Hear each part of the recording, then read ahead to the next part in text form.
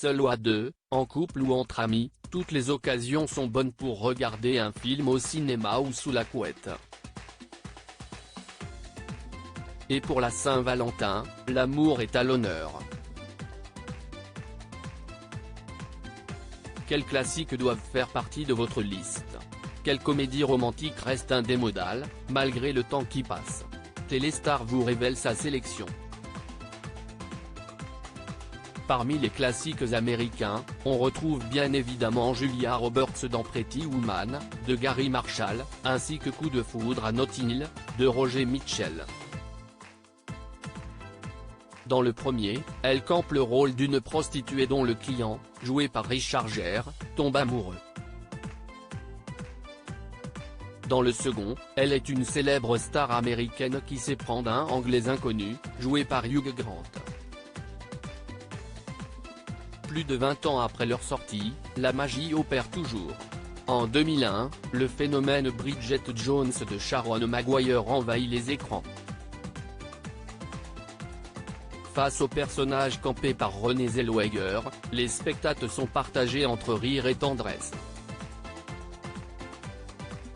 Pendant ce temps-là, Ryan Gosling et Rachel McAdams explosent dans La grande histoire d'amour n'oublie jamais, inspiré du best-seller de Nicholas Sparks, le premier roman d'une longue lignée de succès en librairie.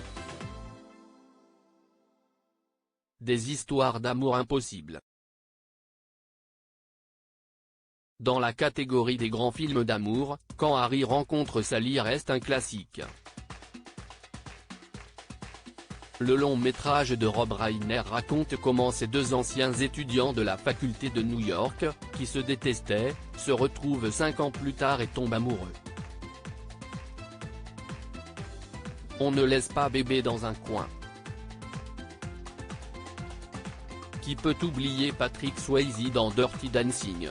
L'acteur signera le célèbre porté à la fin du film avec sa partenaire Jennifer Grey, en 1987.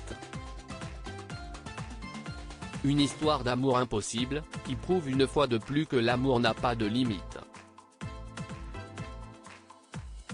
Dans la catégorie des films américains, mettez-vous sous la couette pour The Holiday, avec Cameron Diaz et Jude Law. Après une déception amoureuse, deux femmes échangent leur maison pour se ressourcer loin des tracas du quotidien.